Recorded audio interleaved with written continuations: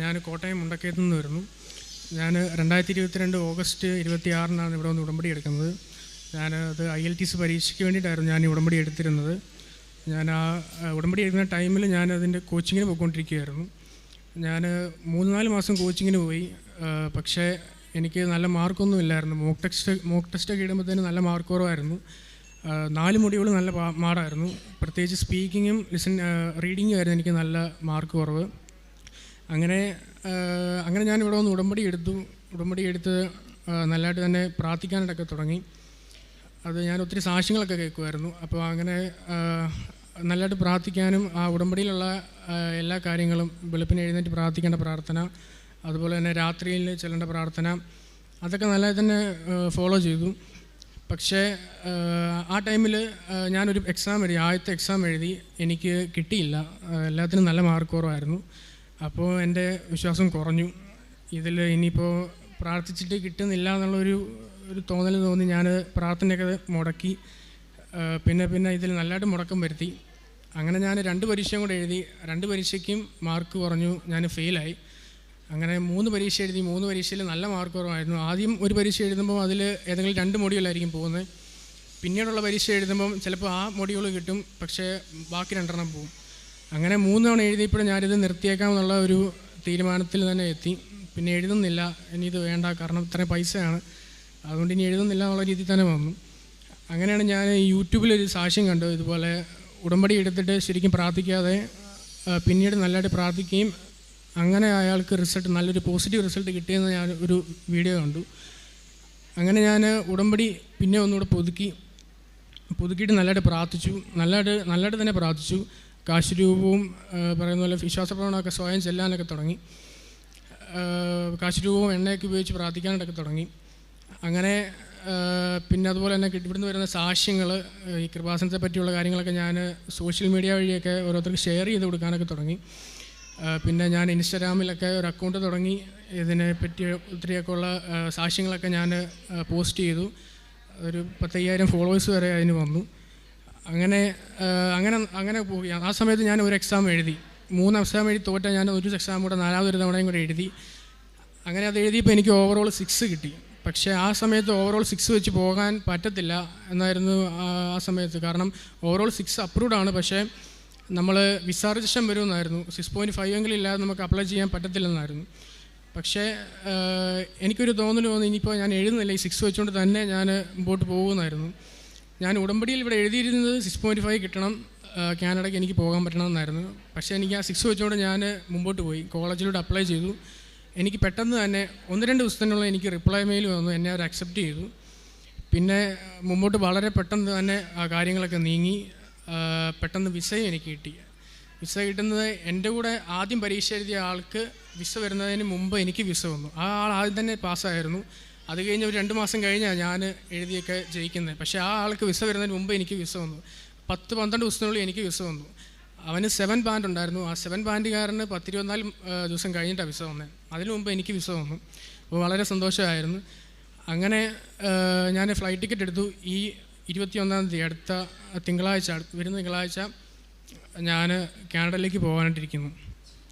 അതുപോലെ തന്നെ ഈ കഴിഞ്ഞിടയ്ക്ക് എൻ്റെ ഈ ഇടത് കൈയുടെ താഴെ ഈ ചെസ്റ്റിനോട് ചേർന്ന് ഒരു നീര് പോലെ വരികയും, അങ്ങനെ അത് ഡോക്ടർമാരുടെ അടുത്ത് കൊണ്ടുവന്നപ്പോൾ ഡോക്ടർ പറഞ്ഞു അത് ഒരു മുഴയാണ്. സ്കാൻ ചെയ്ത് പറഞ്ഞത് ഒരു മുഴയാണ്, അത് സർജറിയിലൂടെ നീക്കം ചെയ്യണമെന്ന് പറഞ്ഞു. അങ്ങനെ ഡോക്ടറിന് പല സംശയങ്ങളുണ്ടായിരുന്നു. ഇത് വേറെ ഏതെങ്കിലും മാരകമായ അസുഖത്തിൻ്റെ ഭാഗമാണോ? അദ്ദേഹം തെളിച്ച് തന്നെ പറഞ്ഞു ഇതൊരു ചിലപ്പോൾ ക്യാൻസറസിൻ്റെ അല്ലെങ്കിൽ ടി ബി അസുഖത്തിൻ്റെ എന്തെങ്കിലും ലക്ഷണങ്ങളാകാമെന്ന് പറഞ്ഞു. അപ്പോൾ വളരെ ഒരു പേടിയായി. കാരണം ഇത്ര ലക്ഷം രൂപ മുടക്കി എല്ലാം ടിക്കറ്റ് വരെ എടുത്തിരിക്കുന്നത്, എന്നിട്ട് ഇതുപോലെ അസുഖം എന്തെങ്കിലും വന്നു കഴിഞ്ഞാൽ വളരെ പ്രയാസമാണ്. അപ്പോൾ വളരെ പേടിയായിരുന്നു. അങ്ങനെ ഞാൻ സർജറിയുടെ ആ ദിവസം ഞാൻ രാവിലെ തൊട്ട് ഇങ്ങോട്ട് കൃപാസനത്തിൽ വിളിച്ചിട്ട് ആരും എടുത്തില്ല. അങ്ങനെ ഞാൻ ആ ഒരു 2:30-ക്കായിരുന്നു എൻ്റെ സർജറി. 2 മണിയൊക്കെ ആയപ്പോൾ തന്നെ ഷെക്കൈന ചാനലിൽ വെച്ചപ്പോൾ അതിലന്ന് ചൊവ്വാഴ്ചയായിരുന്നു, അന്ന് ലൈവ് പോകുന്നുണ്ടായിരുന്നു. അന്നേരം എനിക്കൊരു തോന്നൽ വന്ന് വിളിക്കാമെന്നത് വിളിച്ചപ്പോൾ തന്നെ എടുത്തിട്ട് ഞാൻ ഈ കാര്യങ്ങളൊക്കെ പറഞ്ഞപ്പോൾ അവർ പറഞ്ഞു സിസ്റ്റർ എടുത്തിട്ട് പറഞ്ഞു ഇതുപോലെ വിശ്വാസപ്രമാണം ചൊല്ലിയാൽ മതി, അത് കുഴപ്പമില്ലാതെ മാറിപ്പോക്കോളൂ എന്ന് പറഞ്ഞു. അങ്ങനെ ഞാൻ 33 വിശ്വാസപ്രമാണം ചൊല്ലിയിട്ടാണ് സർജറിക്ക് പോയത്. സർജറി കഴിഞ്ഞ് ഇറങ്ങിയപ്പോഴും ഡോക്ടർ ആ സംശയത്തിൽ തന്നെ ഉറപ്പിച്ച് നിൽക്കുമായിരുന്നു, അങ്ങനെ എന്തെങ്കിലും ഒരു അസുഖത്തിൻ്റെ ആകാമെന്നാണായിരുന്നു. പക്ഷേ എനിക്ക് വിശ്വാസം ഉണ്ടായത് അതൊന്നും ആയിരിക്കത്തില്ല, മാറിപ്പോകുമെന്ന് ഉറപ്പായിരുന്നു. കാരണം ഞാൻ പാസ്സായത് തന്നെ ഒരു അത്ഭുതത്തോടെയാണ്. അപ്പോൾ പിന്നെ ഇത് ഉറപ്പായിട്ടും മാറിപ്പോകുമെന്ന് എനിക്കറിയായിരുന്നു. അങ്ങനെ ബയോപ്സി റിസൾട്ട് വന്നു. അതൊരു നെഗറ്റീവ് റിസൾട്ടാക്കി തന്നത് വളരെ ഒരു വാക്സിനേഷൻ എടുത്തതിൻ്റെ ഒരു ഭാഗമായിട്ട് വന്നൊരു മുഴയാണ്. അത് ഈ വേറെ അസുഖത്തിൻ്റെ ഒരു ഭാഗമല്ലെന്നുള്ളൊരു റിസൾട്ട് തന്നു. വളരെ സന്തോഷമായി. ഇത്രയും വലിയൊരു അനുഗ്രഹം തന്ന മാതാവിനും തിരുക്കുമാരനും 1000 നന്ദി. ഞാൻ നിന്നെ ഉപദേശിക്കാം, നീ നടക്കേണ്ട വഴി കാണിച്ചു തരാം. ഞാൻ നിൻ്റെ മേൽ ദൃഷ്ടിയുറപ്പിച്ച് നിന്നെ ഉപദേശിക്കാം. 32-ാം സങ്കീർത്തനം 8-ാം തിരുവചനമാണ്. തൻ്റെ IELTS 3 പ്രാവശ്യം ഫെയിലാകുന്നു. പിന്നീട് ഉടമ്പടി ഇനിയിപ്പോൾ വേണ്ട, ഉടമ്പടി പ്രാർത്ഥനയോടും അതുപോലെ മറ്റ് പ്രവർത്തനങ്ങളുമെല്ലാം അതിനോടൊന്നും പിന്നീടൊരു താല്പര്യം തോന്നാതെ അതിൽ നിന്നൊക്കെ പൂർണ്ണമായും വിട്ടുനിന്ന ഒരു മകൻ വീണ്ടും ഉടമ്പടി സാക്ഷ്യങ്ങൾ കേട്ട് പിന്നീട് ഉടമ്പടി പുതുക്കുന്നതും, അങ്ങനെ ഞാൻ നിന്നെ ഉപദേശിക്കാം, നീ നടക്കേണ്ട വഴി കാണിച്ചു തരാമെന്നാണ് തിരുവചനം പറയുക.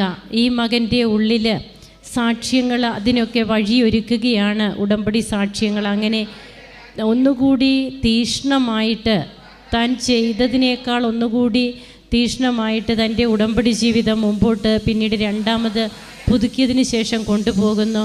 ഇൻസ്റ്റഗ്രാമിലൊക്കെ അക്കൗണ്ട് തുടങ്ങി ഒത്തിരി ഫോളോവേഴ്സൊക്കെ ആയി. ഇവിടുത്തെ കൃപാസനത്തിൻ്റെ സാക്ഷ്യങ്ങൾ ഒത്തിരി പേർക്ക് ഷെയർ ചെയ്യുന്നു. അങ്ങനെ അതൊക്കെയാണ് നാം കേട്ടത്. അതുപോലെ കൃപാസന പത്രം അത് ഇവിടെ വന്ന് ഓരോ മാസവും വന്ന് അതും വേണ്ട രീതിയിലെല്ലാം വിതരണം ചെയ്യുന്നു.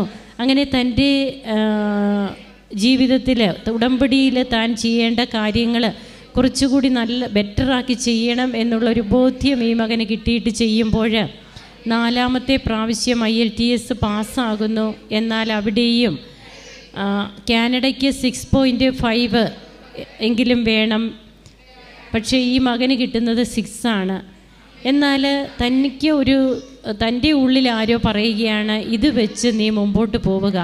അങ്ങനെയാണ് അതുവരെയും ഇപ്പോൾ കാനഡയിൽ 6 മതി എന്നാണ് ഈ മകൻ പറഞ്ഞത്. പക്ഷേ ഈ മകൻ പരീക്ഷ എഴുതി പാസ്സായപ്പോൾ 6.5 തന്നെ വേണമായിരുന്നു.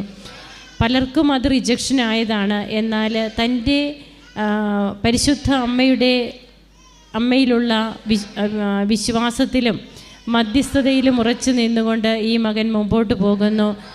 വിസ റിജക്ഷൻ ആകാതെ വരുന്നു എന്നാണ് നാം കേട്ടത്.